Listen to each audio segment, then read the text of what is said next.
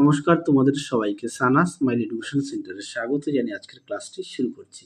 আজকে তোমাদের সঙ্গে আলোচনা করব তোমরা যারা দশম শ্রেণীর প্রথম পর্যায়ক্রমিক মূল্যায়ন পরীক্ষা দেবে তোমাদের জন্য রায় ও মার্টিন প্রশ্ন বিচিত্র থেকে ভলিউম 1 এর আজকে সমাধান করব ভূগোল বিষয়ে মডেল নাম্বার 8 অর্থাৎ 8 নম্বর স্কুলে যে সমস্ত ছোট ও বড় প্রশ্ন আছে সমস্ত প্রশ্নের উত্তর সমাধান করে দেখাবো। চলো দেরি না করে মূল বিষয়ে যাওয়া যাক। দেখো কি আছে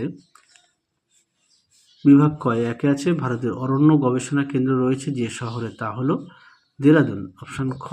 দুইটা দেখো প্রশ্নের উত্তরটা হবে সাইক্লোন অপশান গ। তিনে দেখো প্রশ্নের উত্তরটা হবে অপশান ক বিহার। চারে দেখো উত্তরটি হবে অপশান ক খাদার। 5 দাগে দেখো উত্তরটি হবে অপশান ক খজাত পর্বত।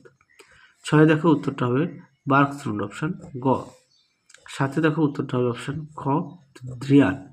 8 দেখো বদ্বীপ সৃষ্টির কারণ হলো উত্তরটা লিখবে আরোহণ অপশান গ। পরবর্তী দেখো কি আছে বিভাগ ক্ষয় একেরটা হবে অশুদ্ধ, দুইয়েরটা হবে অশুদ্ধ, তিনেরটা হবে অশুদ্ধ, চারেরটা হবে অশুদ্ধ। পরবর্তী দেখো একটি বা দুটি শব্দে উত্তর দাও। একে আছে ভারতের একটি পশ্চিম বাহিনী নদীর নাম লেখো উত্তরটা লিখবে নর্মদা। ওটা দেখো ভারত ও বাংলাদেশের সীমারেখা কি নামে পরিচিত উত্তরটা লিখবে 3 বিঘা করিডোর। 3 বিঘা করিডোর, এটা কিন্তু এই প্রশ্নের উত্তর। তারপরে দেখো শতদ্রু কোন নদীর উপনদী উত্তরটা লিখবে সিন্ধু। তারপরটা দেখো মন্থকূপ কোন প্রক্রিয়া গঠিত হয় উত্তরটা লিখবে অবঘর্ষ প্রক্রিয়া। হ্যাঁ, অবঘর্ষ প্রক্রিয়া।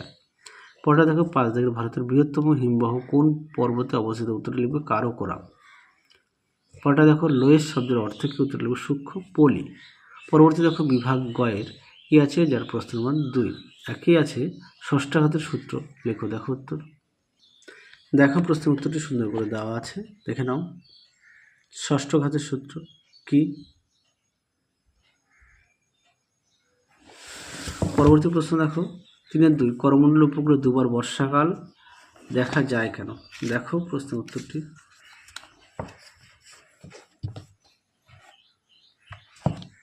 দেখো প্রশ্নের উত্তরটি দেখে নাও। তোমরা অবশ্যই পড়ে নিয়ে লিখবে বাড়িতে। সমস্ত প্রশ্নের উত্তর বাড়িতে না দেখে লেখার চেষ্টা করবে। আর সমস্ত বিষয় অবশ্যই পাঠ্য বই খুঁটিয়ে পড়বে। পাঠ্য বইয়ের দিকে সকলে অবশ্যই গুরুত্ব দেবে। পরবর্তী প্রশ্ন দেখো কি আছে, কি বলেছে ভি আকৃতি ও ইউ আকৃতির মধ্যে পার্থক্য।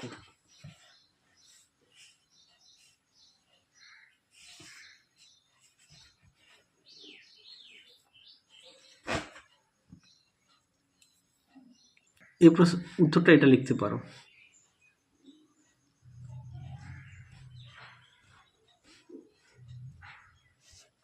এটা লিখতে পারো। এছাড়া পাঠ্য বই থেকে একটু দেখে নিও। হ্যাঁ, পরটা দেখো 3-4 কি বলেছে অরণ্য সংরক্ষণের দুটি প্রয়োজনীয়তা উল্লেখ করো। দেখো প্রশ্ন উত্তর।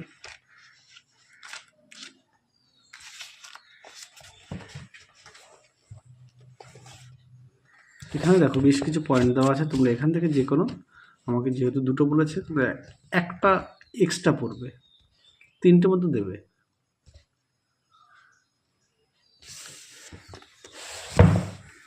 পরবর্তী দেখো ডেকান ট্রাপ বলতে কি বোঝো? দেখো প্রশ্ন উত্তর।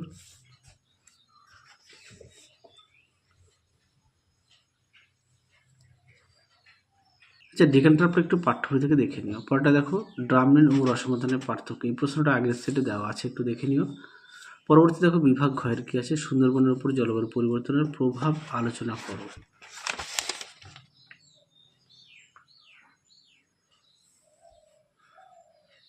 দেখো প্রশ্ন উত্তরটি দেখে নাও। জলবায়ুর পরিবর্তন সুন্দর করে দেওয়া আছে, তোমরা অবশ্যই পড়ে নিয়ে লিখবে।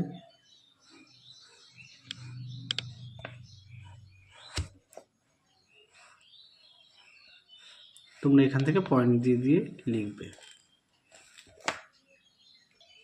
দেখো উত্তরের বাকি অংশটুকু।